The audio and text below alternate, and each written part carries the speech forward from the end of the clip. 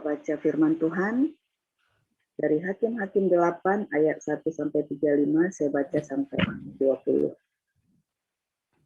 Demikian firman Tuhan. Lalu berkatalah orang-orang Efraim kepada Gideon, "Apa macam perbuatanmu ini terhadap kami? Mengapa engkau tidak memanggil kami ketika engkau pergi berperang melawan orang Midian?" Lalu mereka menyesali dia dengan sangat. Jawabnya kepada mereka, "Apa perbuatanku dalam hal ini jika dibandingkan dengan kamu? Bukankah pemetikan susulan oleh suku Efraim lebih baik hasilnya dari panen buah anggur kaum Abiezer? Allah telah menyerahkan kedua raja Midian itu, yakni Oreb dan Zebeb, ke dalam tanganmu. Apa yang telah dapat kucapai jika dibandingkan dengan kamu?" Setelah ia berkata demikian, maka redahlah marah mereka terhadap dia. Orang Midian dikalahkan, raja-rajanya dibunuh.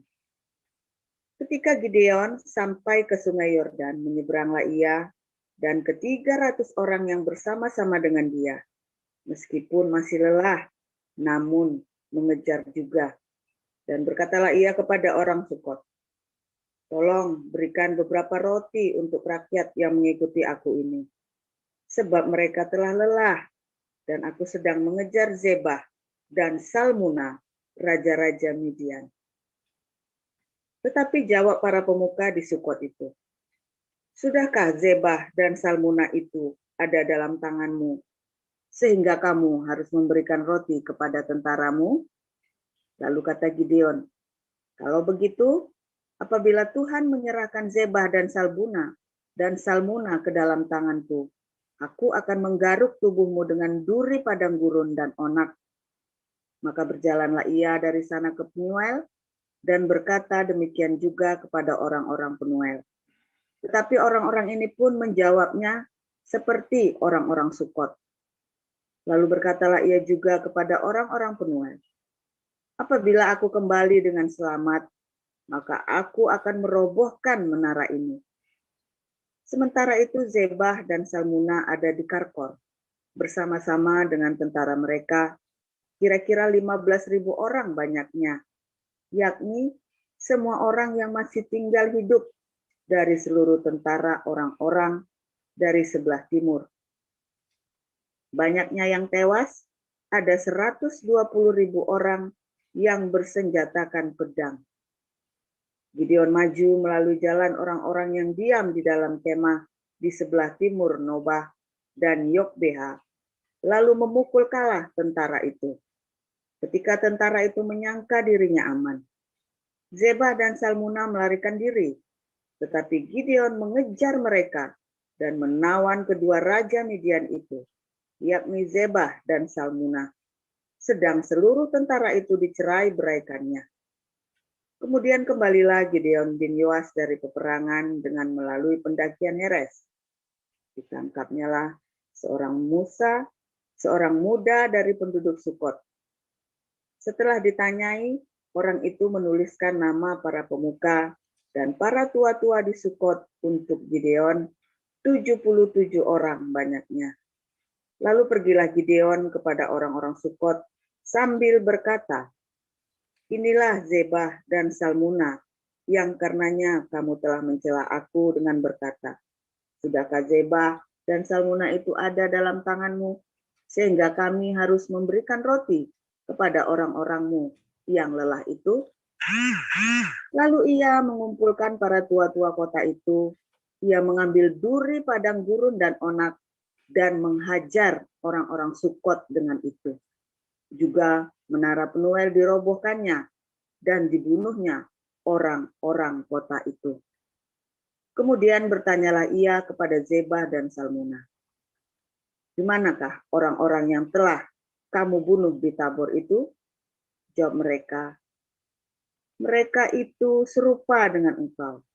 Sikap mereka masing-masing seperti anak raja.' Lalu kata Gideon, 'Saudara-saudarakulah itu, anak-anak ibuku, demi Tuhan yang hidup, seandainya kamu membiarkan mereka hidup, Aku tidak akan membunuh kamu, katanya kepada Yeter. Anak sulungnya, bangunlah, bunuhlah mereka. Tetapi orang muda itu tidak menghunus pedangnya, karena ia takut, sebab ia masih muda. Demikian pembacaan firman. Silakan Bu Vivin.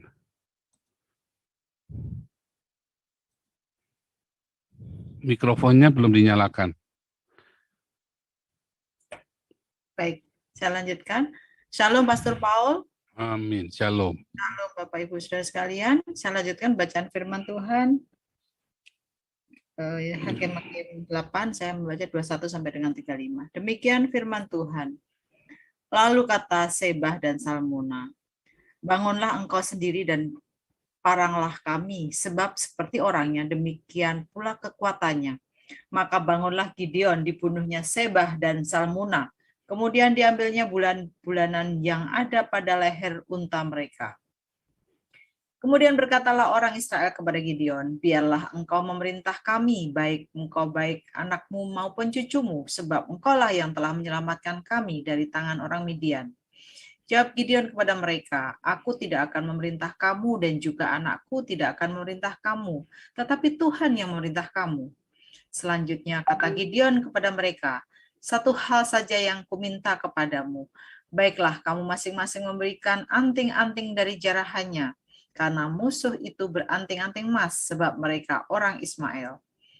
Jawab mereka, kami mau memberikannya dengan suka hati. Dan setelah dihamparkan sehelai kain, maka masing-masing melemparkan anting-anting dari jarahannya ke atas kain itu. Adapun berat anting-anting emas yang dimintanya itu ada 1.700 sikal emas, belum terhitung bulan-bulanan, perhiasan telinga, dan pakaian kain ungu muda yang dipakai oleh raja-raja Midian, dan belum terhitung kalung rantai yang ada pada leher unta mereka. Kemudian Gideon membuat efod dan semuanya itu dan menempatkannya di kotanya, di Ofra. Di sanalah orang Israel berlaku serong dengan menyembah efod itu. Inilah yang menjadi jerat bagi Gideon dan seisi rumahnya. Demikianlah orang Midian tunduk kepada orang Israel dan tidak dapat menegakkan kepalanya lagi. Maka amanlah negeri itu 40 tahun lamanya pada zaman Gideon. Lalu Yerubbaal bin Yoas pergilah dan diam di rumahnya sendiri. Gideon mempunyai 70 anak laki-laki, semuanya anak kandungnya, sebab ia beristri banyak. Juga gundiknya yang tinggal di Sikem melahirkan seorang anak laki-laki baginya, lalu ia memberikan nama Abimelek kepada anak itu. Gideon bin Yoas mati pada waktu rambutnya telah putih, lalu dikuburkan dalam kubur Yoas ayahnya di Ofra, kota orang Abiezer. Setelah Gideon mati, kembalilah orang Israel berjalan serong dengan mengikuti para Baal dan membuat Baal Berit menjadi Allah mereka. Orang Israel tidak ingat kepada Tuhan Allah mereka yang telah melepaskan mereka dari tangan semua musuhnya di sekelilingnya. Juga tidak menunjukkan terima kasih kepada keturunannya, Yerubbaal Gideon seimbang dengan segala yang baik yang telah dilakukannya kepada orang Israel. Demikian firman Tuhan. Ya, Shalom Pastor Paul. Shalom. Saya akan meneruskan Kisah Rasul 14 ayat 1. Di Ikonium pun kedua rasul itu masuk ke rumah ibadat orang Yahudi, lalu mengajar sedemikian rupa, sehingga sejumlah besar orang Yahudi dan orang Yunani menjadi percaya.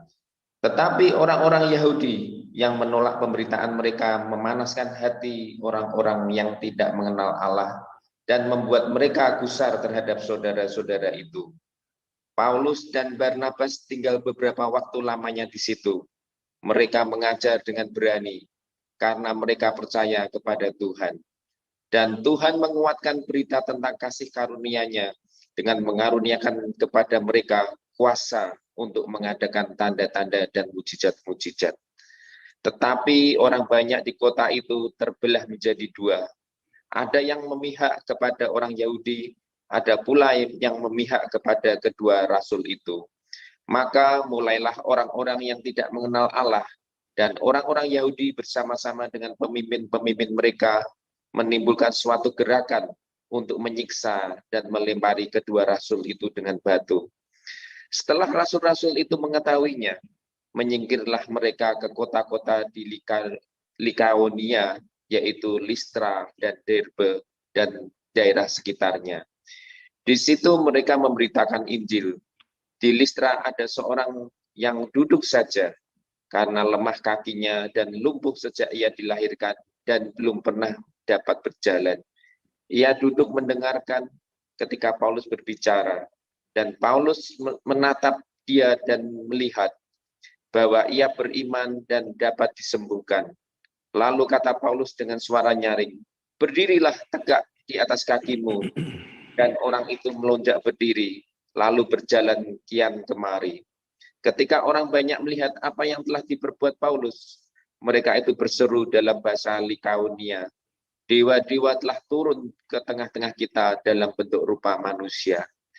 Barnabas mereka sebut Zeus dan Paulus mereka sebut Hermes karena ia yang berbicara. Maka datanglah imam dewa Zeus yang kuilnya terletak di luar kota, membawa lembu-lembu jantan dan karangan-karangan bunga ke pintu gerbang kota untuk mempersembahkan korban bersama-sama dengan orang banyak kepada rasul-rasul itu. Mendengar itu, Barnabas dan Paulus mengoyakkan pakaian mereka, lalu terjun ke tengah-tengah orang banyak itu sambil berseru, "Hai kamu sekalian, mengapa kamu berbuat demikian? Kami ini adalah manusia biasa, sama seperti kamu. Kami ada di sini untuk memberitakan Injil kepada kamu, supaya kami meninggalkan perbuatan sia-sia ini dan berbalik kepada Allah yang hidup, yang telah menjadikan langit dan bumi, laut dan segala isinya. Dalam zaman yang lampau, Allah membiarkan semua bangsa menuruti jalannya masing-masing. Namun ia bukan tidak menyatakan dirinya dengan berbagai-bagai kebajikan, yaitu dengan menurunkan hujan dari langit dan dengan memberikan musim-musim subur bagi kamu. Ia memuaskan hatimu dengan makanan dan kegembiraan." Walaupun rasul-rasul itu berkata demikian, namun hampir-hampir tidak dapat mereka mencegah orang banyak mempersembahkan korban kepada mereka. Tetapi datanglah orang-orang Yahudi dari Antioquia dan Ikonium, dan mereka membujuk orang banyak itu memihak mereka. Lalu mereka melempari Paulus dengan batu dan menyeretnya keluar kota, karena mereka menyangka bahwa ia telah mati. Akan tetapi ketika murid-murid itu berdiri mengelilingi dia, bangkitlah ia lalu masuk ke dalam kota. Keesokan harinya berangkatlah ia bersama-sama dengan Barnabas ke Derbe. Paulus dan Barnabas memberitakan Injil di kota itu dan memperoleh banyak murid.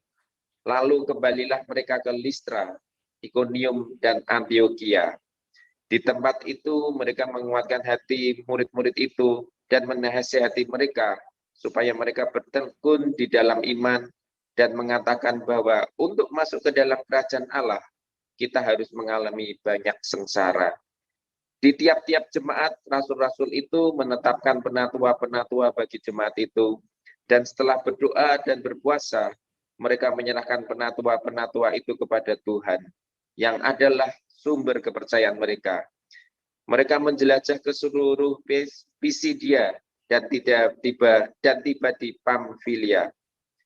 Di situ mereka memberitakan firman di Perga, lalu pergi ke Atalia di pantai. Dari situ berlayarlah mereka ke Antioquia. Di tempat itulah mereka dahulu diserahkan kepada kasih karunia Allah untuk memulai pekerjaan yang telah mereka selesaikan.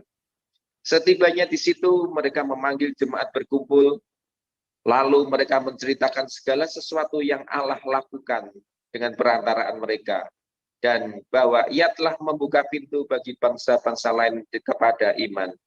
Di situ mereka lama tinggal bersama-sama dengan murid-murid itu. Demikian firman Tuhan. Amin.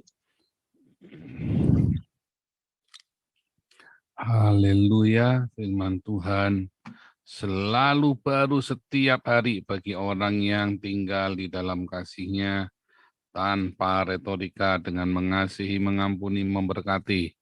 Haleluya. Tolong yang diarahkan ke Kisah Rasul 14 tadi yang ayat sebentar. Ininya Bible ini kurang bagus punyaku ini.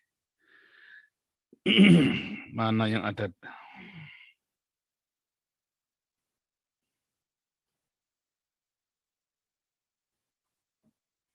Ayat 12 ya. Ayat ketiga, ayat ke-12 tolong diarahkan. Ayat 12.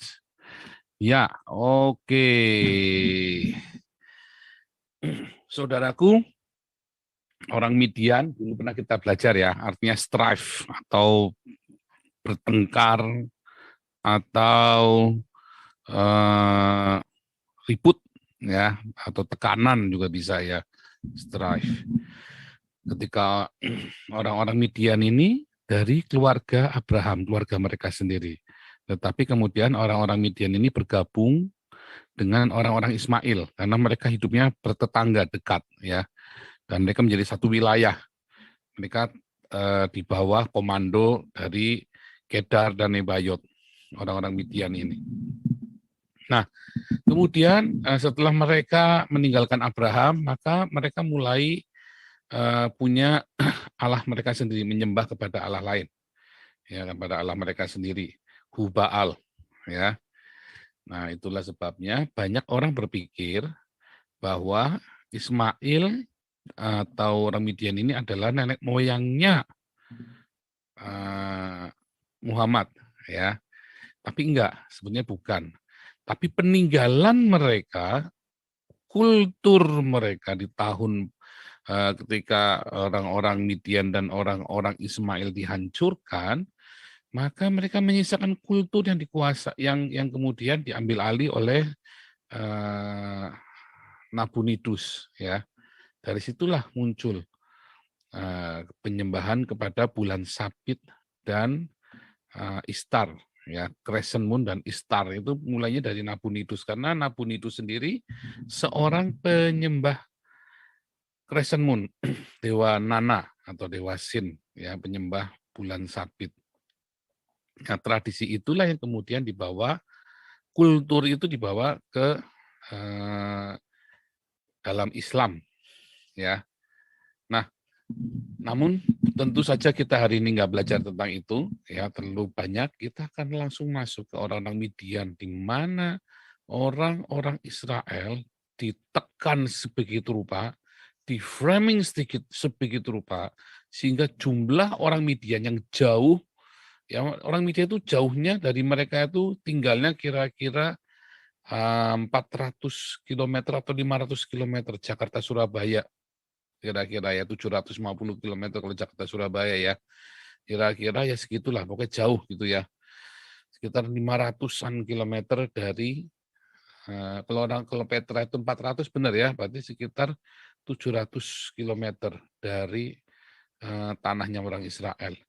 Namun orang-orang Midian ini yang tinggalnya jauh itu berhasil memframing, katanya framing ya. Memframing itu adalah membuat satu kerangka berpikir sehingga Anda berpikirnya seperti yang orang itu inginkan atau seperti frame itu. Frame, bingkai. Bingkainya apa? Kotak. Bingkainya kotak. Frame-nya apa? Frame itu dibentuk oleh orang-orang yang mendominasi kita. Siapa yang mendominasi kita? Istri, suami, siapa yang mendominasi Anda?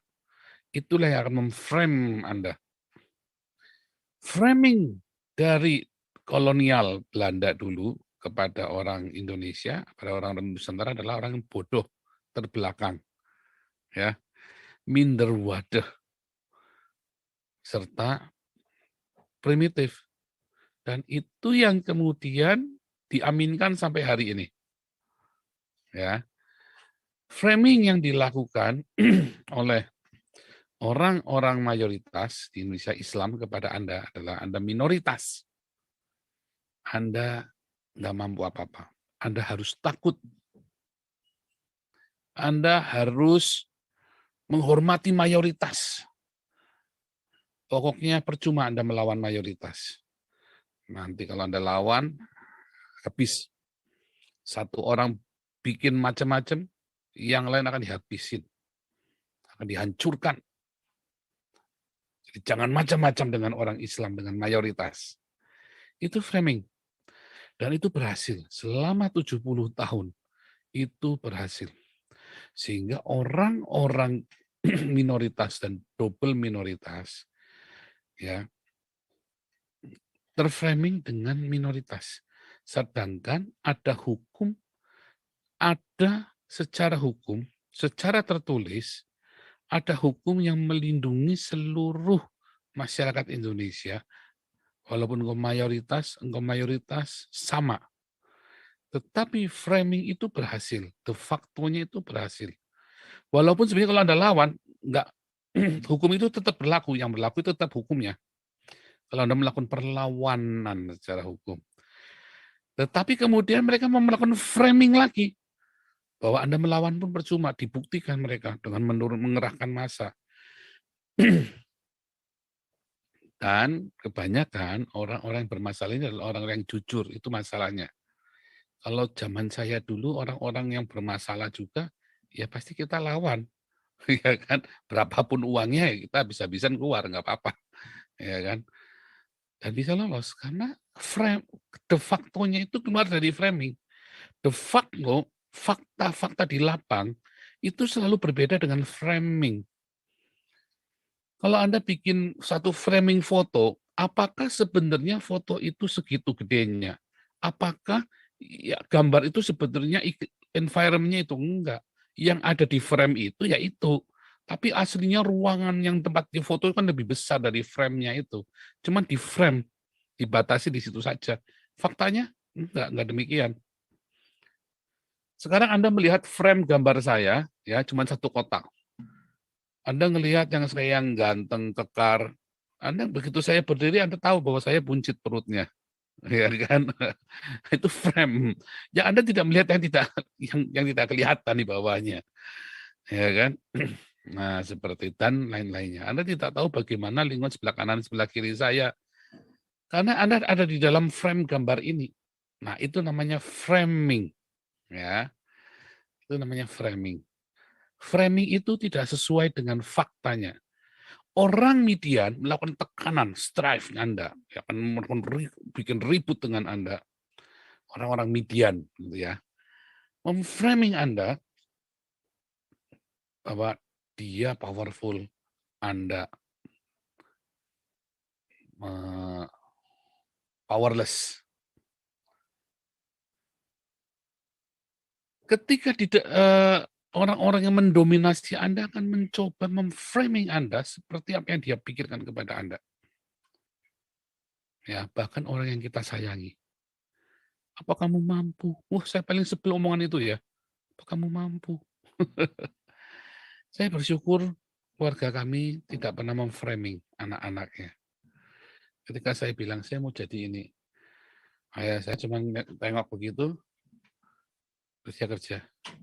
Sambil, jangan cuma ngomong tok. Jangan cuma ngimpi.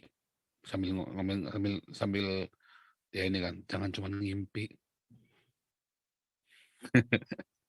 Ya, ibu saya dalam kenaifan dan kebodohan pendidikannya cuma SMP ibu saya. Oh, kau mau ya? Kalau dikenal-kenalin sama orang-orang itu ya. Mereka selalu berkata, kamu bisa. Lalu pertanyaan saya, kenapa kalian nggak bisa? Karena mereka sudah di-framing oleh orang lain. Mengapa mereka tidak bisa? Karena mereka di-framing, dibatasi.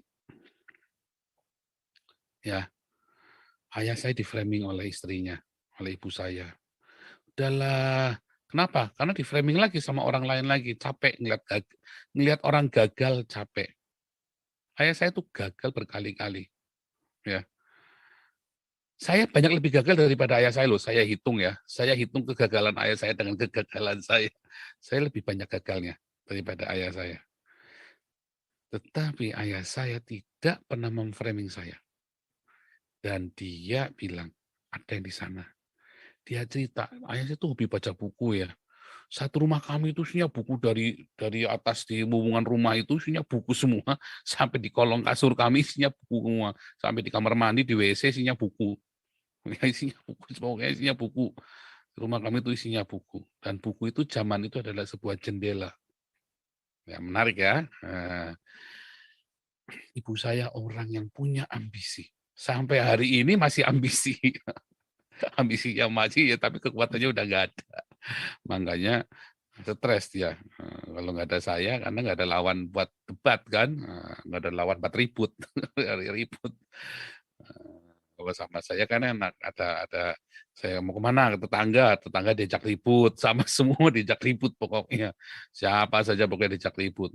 Ya, pembantu rumah tangga pun diajak ribut pokoknya. Kalau dia ingin berkuasa kan, ya lumrah. Diajak ribut, pokoknya dia ingin berkuasa. Ada nggak? Mertua Anda begitu juga enggak? Ibu Anda begitu juga enggak? Lalu pembantu nggak tahan, dia lawan. Nah, kalau pembantu di rumah tangga kami, ya setiap tahun keluar karena ribut sama ibu saya, dan saya selalu belain ibu saya. Selalu ibu mami saya, tapi lain terus. Kamu kalau kerja di sini, saya gaji kamu 2 kali, tapi kami kudu nurut sama mami saya. Kalau kamu berani lawan mami saya, kamu keluar. Dan kita sering ya ngasih gaji 3 bulan gaji, karena dia nggak tahan dengan mami saya, dia nggak sopan gitu dengan mami saya, dia bila ribut, saya keluarin, kasih 3 bulan gaji, apa-apa. Ya gimana itu orang tua kan? Kita tidak bisa mendidik orang tua kita.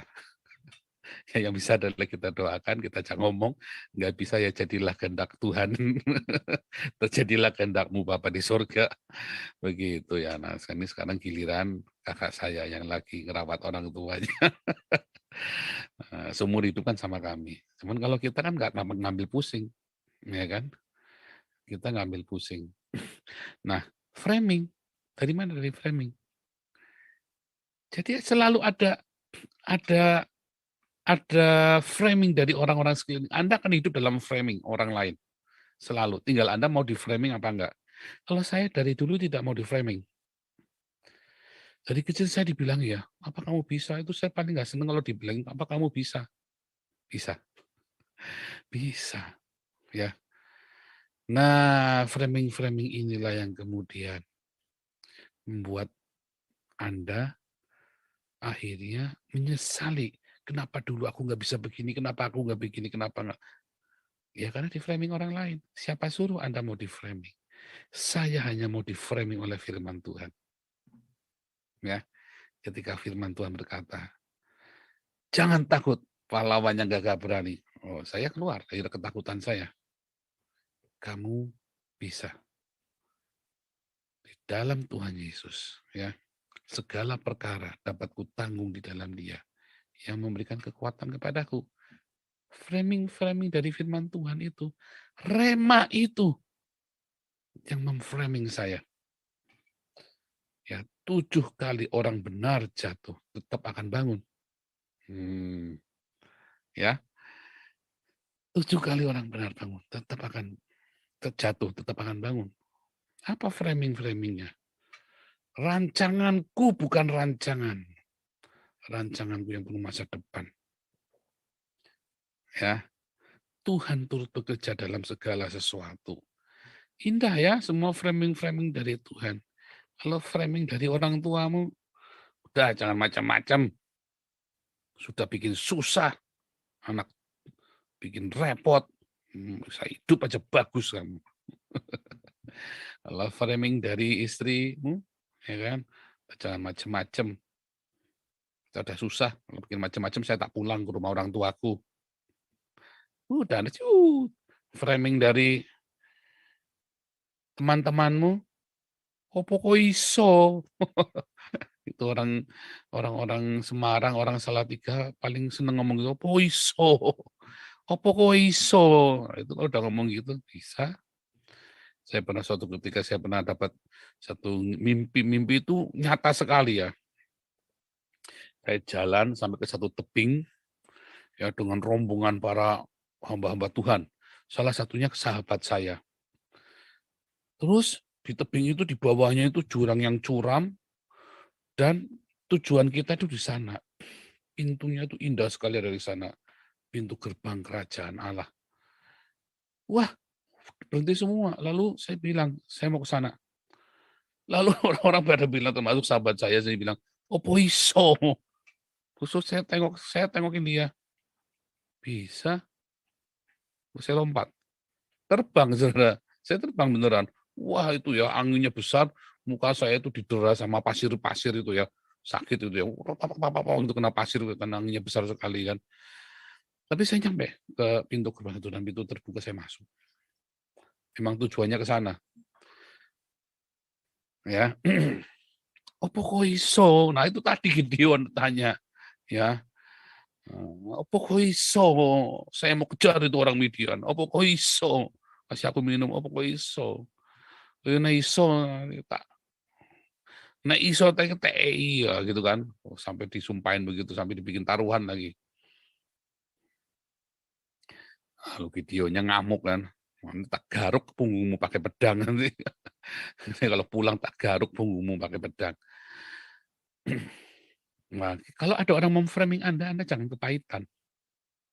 Ya, Anda harus maklum mereka itu memang pecundang. Ya, Anda harus maklum kalau mereka itu pecundang. Jangan takut. Sebab kalau Anda kepahitan dan Anda punya keyakinan, Anda percaya Anda bisa. Anda kepahitan dengan framing itu, ya, maka Anda akan nggak berdamai. Anda akan dendam. Suatu ketika, ya, Anda memang tidak di-framing oleh orang itu.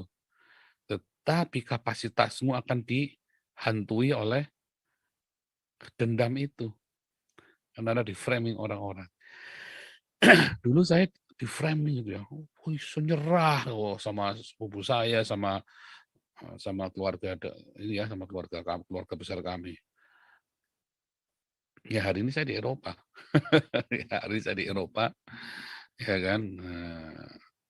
Iso, ya bisa. Jangan mau di-framing. Tapi juga jangan marah ketika orang framing Anda.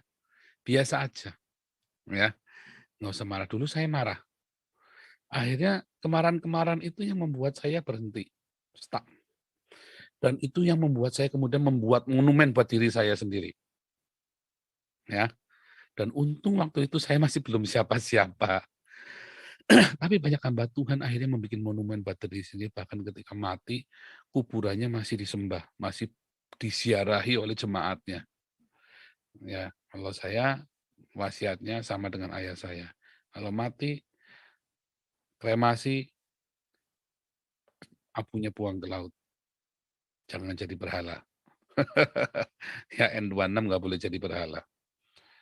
Karena banyak orang-orang yang kemudian mendirikan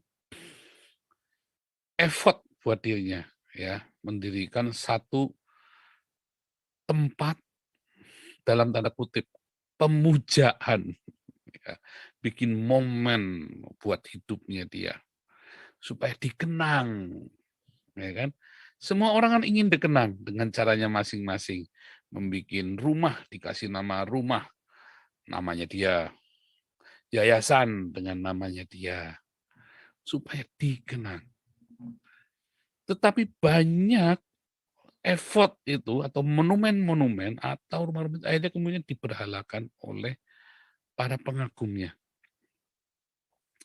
Orang tidak mengagumi Tuhan yang bekerja di dalam orang itu, tapi orang mengagumi orang itu. Bukan mengagumi Tuhan yang bekerja. Banyak hamba Tuhan menikmatinya. Ya. Banyak hamba Tuhan menikmatinya. Saya masih ingat sekali Pak Yusak Cipto itu pernah dimarahi Tuhan katanya ya. Waktu dia foto bareng sama orang-orang, ya, waktu dia pelayanan semua orang minta foto, diantri sama orang minta foto bareng sama Pak Yusak Cipto. Terus katanya beliau, saya kan dengar khotbahnya beliau juga. Ya, beliau bilang, Tuhan bilang, bagus ya Yusak, bagus, sekarang kamu jadi selebritis. Puas kamu, puas. Katanya begitu ya. Sejak itu Pak Yusak Cipto tidak mau lagi foto sama jemaat. Siapapun yang minta foto nggak mau, gitu ya, nggak mau katanya begitu. Kalau saya sih foto mah tenang-tenang saja ya, karena saya tidak merasa selebritis nggak penting-penting amat. Saya bilang malah kalau foto sama saya bilang kamu harus taruh di Facebook. Dalam hati saya, berani nggak tuh taruh di Facebook foto sama N26 buronan kelas kakap. Iya, berani apa enggak? Ya bukan bikin monumen, malah berani apa enggak nih? Itu hanya buat bercandaan. Ya selebritis bercandaan, selebritis bercandaan. Ya selebritis 190 negara. Tapi itu bercandaan ya. Mana yang berani foto sama saya langsung taruh di Facebook? Mana berani? Nah, jangan bikin ya, jangan jadi selebritis, jangan bikin monumen. Orang bikin monumen, bikin satu pertanda itu karena dia tidak berdamai dengan masa lalunya dia ketika dia dihina waktu belum berhasil. Ya, Tuhan tidak berkenan. Ya, Tuhan tidak berkenan. Monumen-monumen itu akan dihancurkan oleh Tuhan dan menjadi jerat bagi anak-anakmu. Menjadi jerat bagi orang-orang yang Anda cerahkan pikirannya. Dia mandek di situ. Ya. Nah, Tuhan ajari kita untuk hanya mengagumi Tuhan Yesus saja. Jadi kalau ditanya, saya ini kagumnya sama siapa? Cuma sama Tuhan Yesus. Tidak sama seorang pun saya kagum. Enggak ada. Karena saya dengan mereka nggak beda jauhnya, mereka juga dengan saya juga. Oh ya dengan para rasul beda jauh, siapa bilang? Sama saja. Mereka pernah jatuh, saya pernah jatuh. Nah, bedanya mereka menyangkal Yesus, saya tidak pernah menyangkal. Iya kan? Malah saya lebih baik dong berarti kan? Oh, sombong, nah itu dia. Nah, kalau ada orang tidak kagum sama orang, dibilang sombong. Kalau ada orang kagum sama orang, dibilang berhala. Nah itu loh otak pecundang itu begitu. Saya tidak memuji diri saya sendiri, nggak ada urusannya juga, karena saya tidak lebih baik dari para rasul. Para rasul pun belum tentu lebih baik dari saya. Kita semua ada sekarang ini karena kasih karunia Tuhan Yesus. Apapun yang Anda kerjakan, Anda lakukan, Anda bisa, itu semua karena Tuhan Yesus, bukan karena kita, bahkan para rasul. Ya, karena Tuhan yang memilih untuk tugas khusus. Kita semua dipanggil, tapi para rasul ini dipilih untuk tugas khusus. Bukan berarti para rasul itu lebih hebat dari kita. Bukan juga. Ya. Bahkan Paulus pun iri, bilang, aku iri dengan orang-orang zaman nanti yang melihat nanti Tuhan Yesus datang. Ya, jadi tidak ada yang masalah hebat tidak hebat. Ya adalah orang yang setia tidak setia. Kita semua punya porsi kita masing-masing. Ya karena orang yang kerjanya 1 jam, yang kerjanya 8 jam, semua upahnya sama. 1 dinar sehari, ya. Dan itu semua karena kasih karunia, bukan karena kehebatan kita. Jadi tidak ada orang bisa memegahkan dirinya. Rasul Paulus pun ketika dipanggil Zeus dan Hermes, ya kan, mereka dikagumi, disembah sebagai dewa, mereka nggak mau. Jangan menikmati ya, jangan menikmati dikagumi orang, jangan menikmati ketika Anda dipuja-puja orang, karena itu adalah jerat maut bagi Anda, itu adalah jerat bagi keluargamu, itu adalah jerat bagi jemaat. Makanya ketika ada seorang hamba Tuhan, istri hamba Tuhan bilang, wah, Pak pendeta ini kan sekarang selebritis, kata istrinya. Oh, suami kan selebritis. Langsung saya bilangin, wis bukan itu. Suamimu sama-sama saya hamba. Kita ini jongosnya Tuhan. Langsung dia mukanya ditekuk. Oh, bodoh amat. Memang kita jongos kok. Ya kan? Kita memang jongos. Saya saja yang lebih terkenal daripada suaminya aja, Anda bangga-bangga amat. Karena siapa yang kenal saya, makin saya terkenal kan juga makin bahaya. Makin bahaya buat saya juga. Tapi kan nggak masalah, ya kan? Kita semua serahkan sama Tuhan. Ya, kalau kayak saya ini buah si malakama, makin terkenal makin bahaya, ya kan? Tetapi nggak dikenal, kita proyek-proyek kita bisa jalan karena kita dikenal.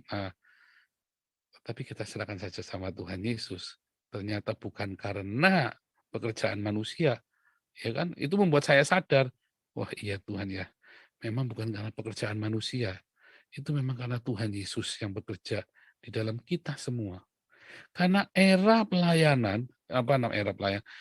sebuah pelayanan adalah sebuah pekerjaan yang dilakukan oleh tubuh Kristus, bukan karena satu orang, one man show. Apakah karena Joseph Paulus? Oh, bukan. Saya tidak ada kalau tidak ada Anda. Semua, karena kita semua satu tubuh Kristus yang berfungsi masing-masing. Saya ini hanya toa, ya, kutu di seberang samudera dengan sejuta toa. Anda masing-masing yang mempunyai kemampuan untuk meneruskan toa-toa ini. Begitu ya. Anda ingat-ingat bahwa semua kesombongan kita, keangkuhan hidup kita, kedikjayaan kita, yang kemudian kita pahat dalam sebuah effort atau monumen atau apapun namanya. Kalau bilang effort kan supaya kelihatan kudus suci, ya kan, dibikin sebuah ya, untuk mengenang Nabi ke-26. Ya. Hati-hati, itu adalah sebuah jerat. Ya, bagi kalau Anda yang membuat bagi diri Anda sendiri, atau saya bikin bagi diri saya sendiri, atau siapapun, itu adalah sebuah jerat bagi saya, bagi keluarga saya, dan bagi semua orang-orang yang mendengarkan apa yang saya ajarkan, apa yang firman Tuhan ajarkan melalui saya. Oh, itu bahaya sekali, ya. Dan Tuhan biasanya akan mengguncang orang-orang ini, akan diguncang sama Tuhan. Nah, makanya saya ingat juga ya, Pak Petrus Agung juga pernah bilang, ada berhala di gerejamu. Tuhan bilang sama Pak Petrus Agung gitu ya, ada berhala di gerejamu. Siapa Tuhan? Kamu, bilang gitu kan. Iya. Dan sampai meninggalnya pun, beliau salah satu yang makamnya disiarahi oleh jemaatnya. Ya kan, sampai ditanyain, wah, ini segala lah, dimintai kesembuhan, udah mati meninggal masih berdoa di ini supaya minta kesembuhan segala macam. Masih. Nggak tahu sekarang ya, nah, tapi dalam tahun 2-3 tahun pertama masih ya, saya sampai, aduh, bukan yang salah, Anda sendiri yang salah, jemaat yang salah. Beliau sudah mengingatkan, saya sudah mengingatkan buat Anda. Ya, saya sudah mengingatkan, jangan pernah mengidolakan hamba Tuhan. Jangan pernah Anda kagum dengan orang. Selalu kita ingatkan, kagumlah hanya kepada Tuhan Yesus. Jangan pernah buat monumen ya untuk mengagumi seseorang, sebab apa yang Anda dengar kalau itu memberkati Anda. Ya, siapapun orang itu, dia hanya alat. Kalau dia setia, Tuhan pakai, terus dia nggak setia, buang.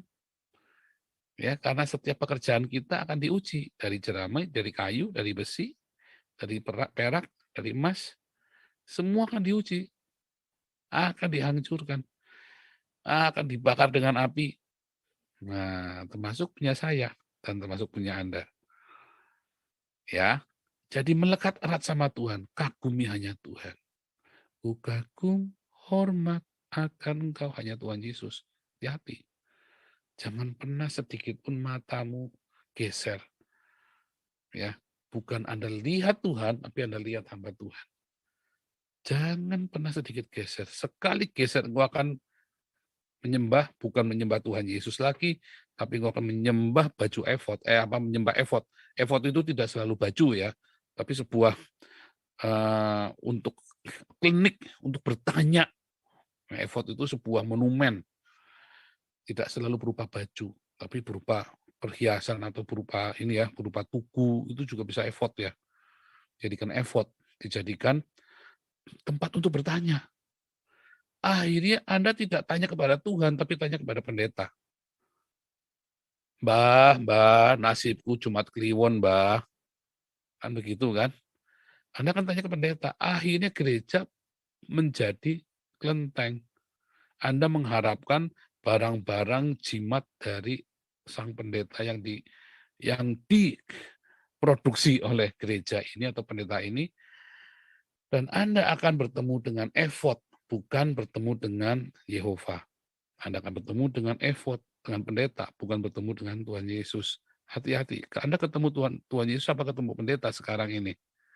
Hati-hati, Anda sedang menyembah Tuhan Yesus atau sedang menyembah pendeta hari ini? Hati-hati, ketika Tuhan Yesus dihina, dicaci maki, Anda diam-diam semua ketakutan. Ketika pendeta dikritik, wah kejang-kejang semua jemaatnya. Tuhan Yesus memberkati.